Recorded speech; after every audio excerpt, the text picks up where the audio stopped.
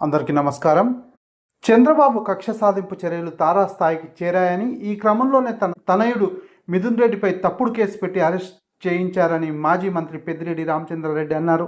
తమ కుటుంబం మీద ఉన్న కక్ష, విద్వేషంతోనే ఇలా కేసులు పెడుతూ వస్తున్నారని, ఈ ఫలితం చంద్రబాబు రాబోయే రోజుల్లో తప్పక అనుభవిస్తారని ఆయన హెచ్చరించారు. చంద్రబాబు కక్ష సాధింపు చర్యలు తారాస్థాయికి చేరాయని, ఈ క్రమంలోనే తనయుడు మిథున్ రెడ్డిపై తప్పుడు కేసు పెట్టి అరెస్ట్ చేయించారని మాజీ మంత్రి పెద్దిరెడ్డి రామచంద్రారెడ్డి అన్నారు. తమ కుటుంబం మీద ఉన్న కక్ష, విద్వేషంతోనే ఇలా కేసులు పెడుతూ వస్తున్నారని ఆయన అన్నారు. రాష్ట్ర ప్రభుత్వం ఏ విధంగా పనిచేస్తుందో, చంద్రబాబు, లోకేష్, పవన్ ఏ విధంగా రాజకీయ ప్రత్యర్థులను ఇబ్బందులు పెడుతున్నారో చూస్తున్నాం. కూటమి ప్రభుత్వం కక్షపూరిత చర్యలకు పాల్పడుతుంది. 3 సార్లు ఎంపీగా గెలిచిన నా తనయుడిని మిథున్ రెడ్డిని అక్రమంగా అరెస్ట్ చేయించింది.